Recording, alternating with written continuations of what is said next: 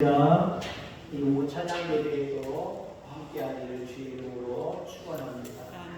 내 짐을 내려놓고 예수님의 짐을 지라라고 하는 제목으로 사순절 세 번째 주일을 의미 있게 말씀 가운데 은혜 받기를 간절히 소망합니다. 우리 모두는 짐을 지고 가고 있습니다. 우리의 육신의 눈으로는 안 보이지만 다 인정할 겁니다. 다 무거운 짐을 짊어지고 가는데 세월이 흐를수록 사실은 더 무거워집니다.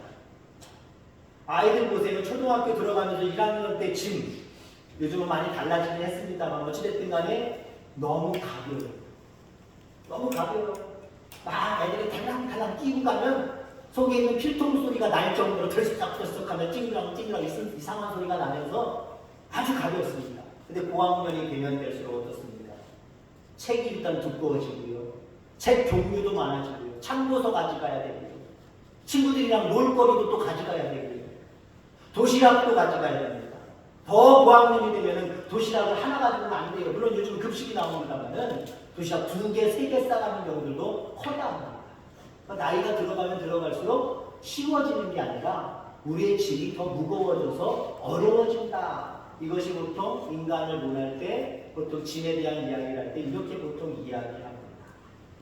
가정의 문제도 있을 거고요, 자녀의 문제도 있을 거고요, 건강의 문제도 있을 거고요, 관계 형성의 문제들도 있을 겁니다. 가진 문제의 짐을 우리는 가득 짊어지고 살아간다는 거죠.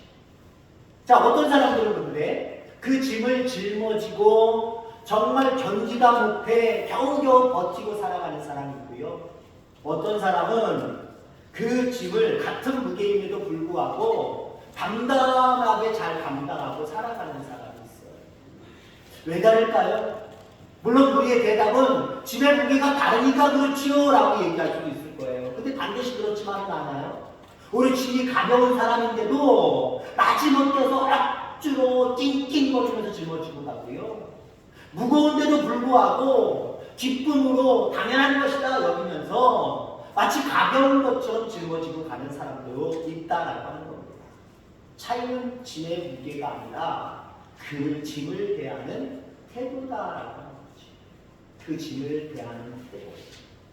이 짐은 어떤 짐이다. 이 짐은 내가 짐이었는데 마땅히 내가 졌고, 이 짐은 내가 질 짐이 아니었는데 억울하게 내가 지고 있다 라고 생각하는 것과 완전히 다르다는 거죠. 이건 당연히 내가 짊어져야 돼. 더 나아가서 신앙 안에서 하나님께 영광을 올려드리는 모습이라면 이건 당연히 내가 지어야지 라고 하면서 짐을 지는 사람들은요, 그 짐이 무거워도 가볍게 느껴집니다. 그리고 하나님 가볍게 역사해 주십니다.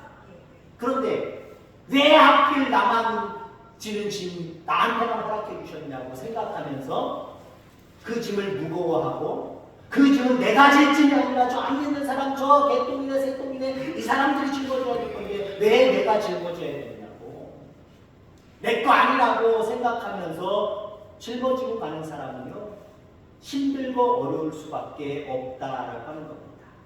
자, 오늘 말씀을 통해서 세 가지의 어떤 주제되는 말씀을 생각해 보고자 합니다. 우선 첫째는요, 우리는 다른 사람에게 짐을 더해주는 사람이 되지 않기를 주의 이름으로 축원합니다.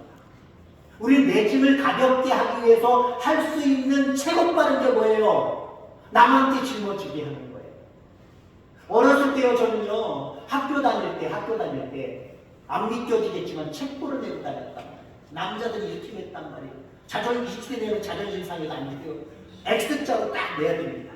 내고 가는데 어떻습니까? 도시락도 있고 책도 있고 그렇게 무겁지는 않지만 그 무겁다고 생각하면 무거워요. 그러면 이건 다른 사람에게 짊어줘야지 라고 하면서 게임을 합니다. 5명이 가고 10명이 가고 가면서 가위바위보 뭔 게임을 해서 진 사람이 다 짊어지고 가거나, 아니면 나무 있어요. 나무 작대기 같은 거 그거 하나 구해서 2명의 순례를 정해서 쫙 껴가지고 앞에 서고 뒤에 서고 학교 갈 때까지 가는 거예요. 너무 옛날 얘기 같죠? 제가 그렇게 그런 동네에서 그렇게 자랐다니까요. 왜요? 조금이라도 가벼워지려고 하면은 제일 쉬운 방법은요, 남한테 지라고 남한테 옮겨버리는 거예요. 근데 우리 그리스도인들은요, 내 짐을 남에게 짊어지우는 일은 없어야 된다라고 하는 거죠. 예수님께서 복음서에 보면은 많이 욕하셨던 무리 중에 한 무리가 있습니다. 바리새인들입니다. 그들은 성경을 연구하는 사람들이에요. 성경에 대해서 너무나도 잘 아는 사람들입니다. 자, 그런데 문제는 뭐냐면요, 율법을 잘 지켜야 된다, 그래서 연구하고 학문적으로 모든 부분들을 완벽하게 이것저것 꾸미는 이 사람들 칭찬받아 마땅하지만 예수님은 그들을 책망하셨습니다. 욕까지 하셨습니다. 왜 그랬을까요? 그들이 만든 방법이 또 다른 짐이 되어서 다른 일반 그리스도인들에게 무거운 짐을 지게 했다라고 하는 거죠. 다른 예를 들자면 안식일을 잘 지키기 위해서는 몇 보 이상 안식일날 걸어가면 안 된다. 몇 그램짜리 이거를 짊어지면 안 된다. 이런 조항들을 아주 세부적으로 만들어놨어요. 자기들도 지키지 못할 불쑥불쑥 하다 보니까 어길 수밖에 없는 그런 짐들을 만들어놓고 그런 율법들을 만들어놓고 이대로 살아야 안식일을 거룩하게 지키는 거야. 그렇지 않으면 너희들 믿음 없는 거야. 이러면서 다른 하나님을 믿는 사람들에게 짐을 더 지워지게 함으로 말미암아 힘들게 했다라고 합니다. 어떤 교회 초신자가 왔습니다. 어떻게 왔는지 아무도 왔단 말이에요. 뒤에 앉아서 예배를 드리기 시작을 하는데 예배에 대해서 뭘 압니까? 순서도 모르고 어떤 순서에 일어나는지 앉는지 뭐 우왕좌왕하지. 그 뒤에 앉아있다가 앉았다 일어났다 걔가 화장실도 한번 왔다 갔다 헌금 시간에는 헌금 시간이 있는지도 모르고 그냥 쭈삐 그냥 그러고 있다가 헌금도 안 하고 그냥 일어났다 앉았다를 몇 번이나 하고 예배에 전혀 동화되어서 예배를 드리지 못하고 있었습니다. 당연하지, 그렇죠? 당연한 겁니다. 우리 익숙해진 순서에 따라서 우리의 마음을 경건하게 그 모습 속에 함께 동참을 합니다만 가던 사람이 뭘 알겠습니까? 다 서투르지요. 아무것도 모르지요. 근데 옆에 있는 사람이 쑥덕쑥덕 거리는데 그 소리가 그 초신자에게 들렸어요. 뭐라 그러는지 아십니까? 교회에 오면 좀 배워갖고 나오지. 아무것도 몰라가지고 예배 다음만 보고 있어. 그 얘기를 그 사람이 들었어요. 그 다음 주부터 왔게요 안 할게요. 왔게요 안 할게요. 그 다음부터는 절대로 내가 교회 가지 않느냐. 예수 믿는 사람들과 상종도 하지 않으리라. 실망해가지고 완전히 믿음 바깥으로 떨어져 버렸다는 거죠. 여러분 좀 어떻습니까? 아이들이 뭘 합니까? 아이들이 떠들 수 있어요. 왔다 갔다 할 수 있어요.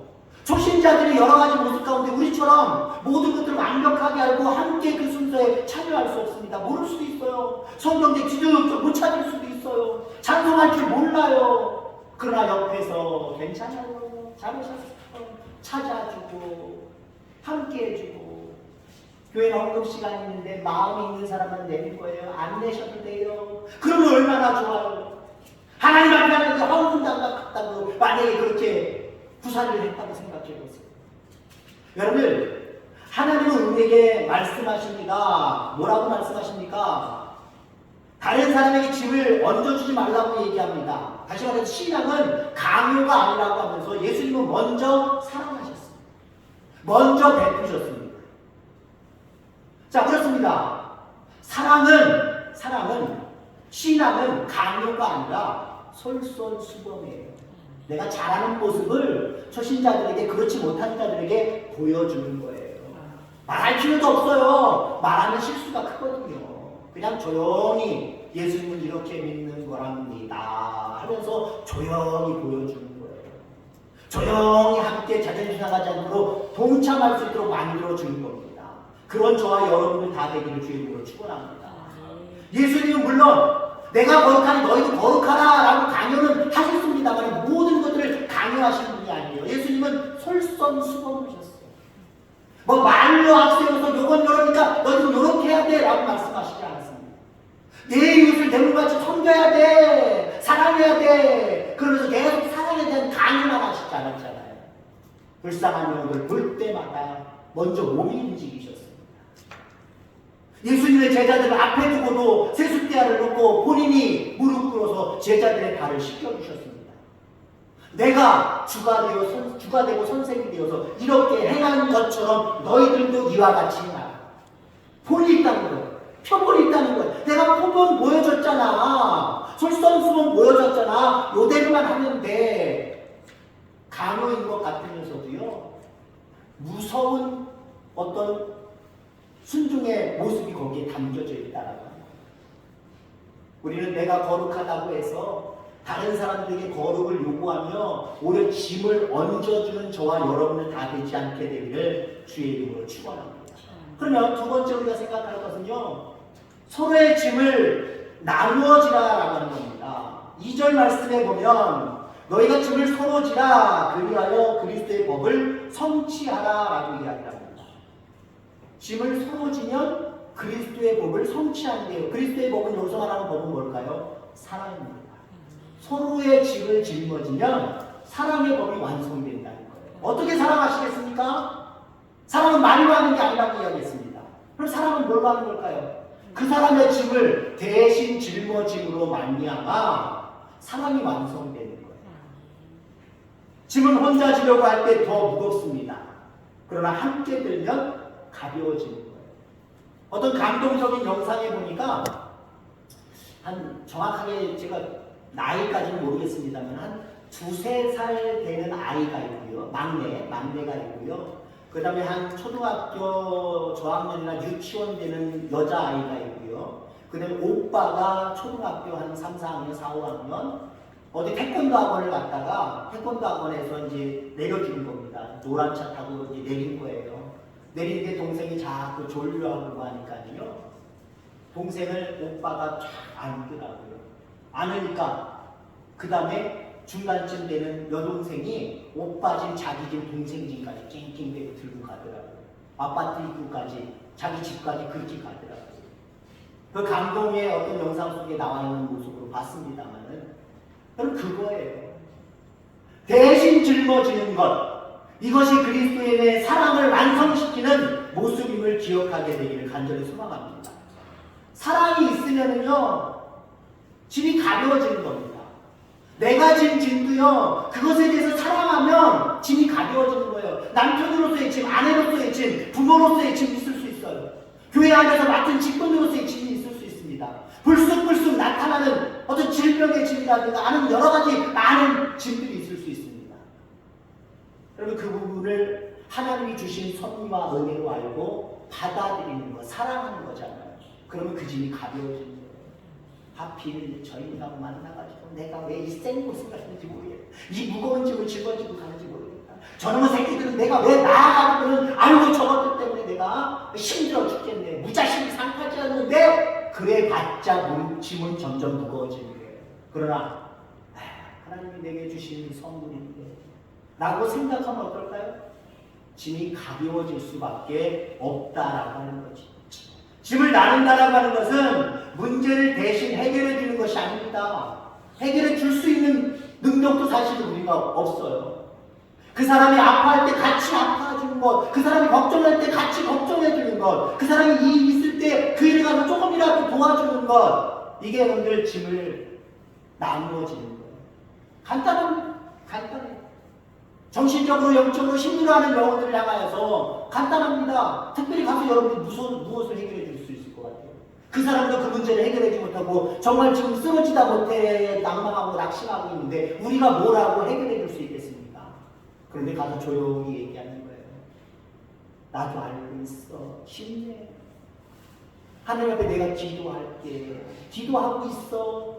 이거 별말 아닌 것 같지만요. 그 사람의 짐을 나누어지는 거예요. 하나님이 기뻐하시는 줄 믿습니다. 마침내 그 짐도 해결하심으로 말미암아 예수 안 믿는 영혼에게 예수 믿게 만드는 거고요. 아니면 똑같이 예수 믿는다고 할지라도 그 사람과 관계가 더 결속되어지는 거예요. 남의 짐도 대신 질 줄 아는, 나누어질 줄 아는 저와 여러분을 다 되기를 주의 이름으로 축원합니다. 자, 마지막으로 우리가 생각할 것은요. 오늘 제목의 말씀입니다. 내 짐을 하나님께, 주님께 내려놓고 예수님의 짐을 져라. 다른 말로 얘기하면 내 짐도 져야 되고요. 예수님의 짐도 져야 된다고 하는 겁니다. 자, 우리는 예수님이 내게 맡겨주신 짐이 있고요. 내가 인간으로서 이 땅을 살아가면서 질 수밖에 없는 짐이 있어요. 우리는 어떤 태도를 가지고 있습니까? 내가 마땅히 짊어져야 될 그 짐들에 대해서는요, 예민하게 생각해요. 예민하게. 가령 예를 들어서 아내로서의 짐, 남편으로서의 짐, 부모로서의 짐 어떻게 생각합니까? 예민하게 봐요. 예민하게.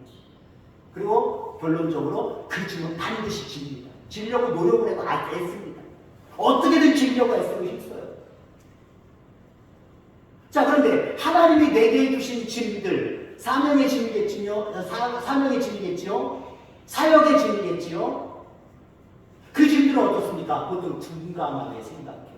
둔감하고 생각하고 어떻게 결론을 내립니까? 주로 내가 안 줘도 그만이지. 난 안 지는 그만이야. 안 지려고 할 때가 참 많이 있어요.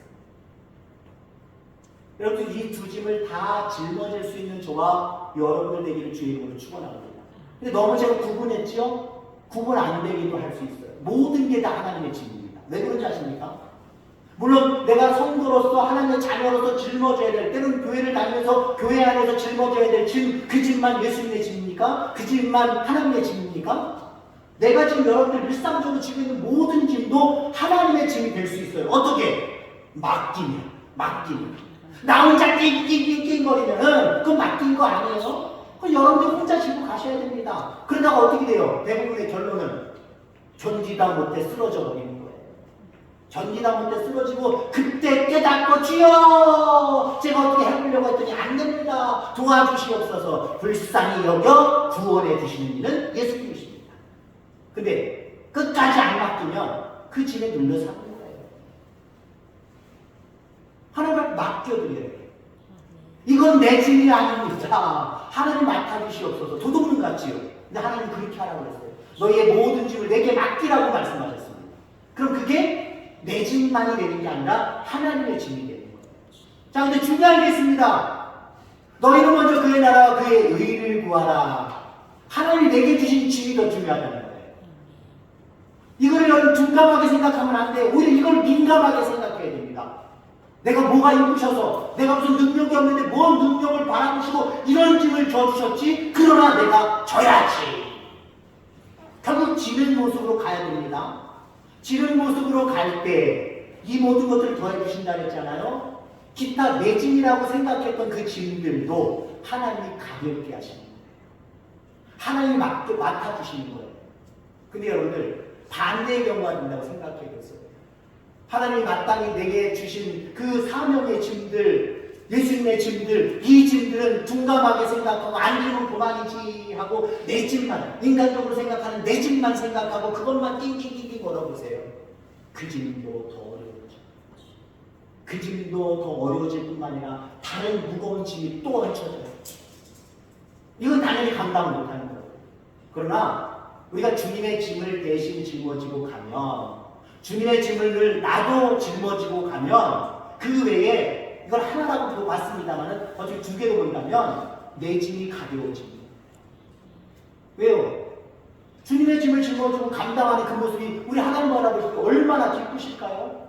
얼마나 기쁠까요? 얼마나. 아까 좀 전에 얘기했던 초등학교 몇 학년짜리랑 1학년짜리 오빠와 여동생이 그 아이를 짊어지고 집에까지 왔다는 모습, 그 동영상을 보면 걔네들 부모님들이 봤을 거예요. 아, 우리 애들이 이랬구나. 우리 첫째, 둘째가 이랬구나.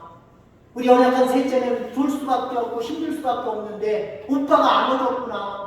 옆에서 여자 언니가 그 짐을 다 들고 같이 갔구나. 아마 그거 동영상 그 부모가 봤다고 한다면은 아마 칭찬이 쏟아질 겁니다. 지인들이 바라봤다고 하면 당신 아유 딴데는 아들이 잘 키웠네 칭찬이 늘어졌을 거고요. 아마 가는 사람들이 그 사람 아이들을 안다라고 생각하면 막 용돈 세례가 주어지지 않았을까 생각이 되어집니다. 그렇습니다. 우리에게 맡겨주신 주님의 짐, 이 짐을 감당하고 또 모든 짐들도 주님께 맡기고 오히려 남들에게 짐을 지어주는 것이 아니라 그 짐까지 함께 지려고 하는 마음을 가질 때 가장 기뻐하시고 움직이시는 분은 하나님이십니다. 왜냐하면 예수님을 쫓아가는 사람들인 것을 증명하는 거거든요. 누구든지 나를 따라오려거든 자기 십자가를 지고 나를 따라올 것입니다. 자기의 십자가가 뭡니까? 하나님이 주신 십자가도 십자가고 짐도 짐이고 또 우리의 모든 삶 가운데 주어진 짐도 십자가고 짐입니다.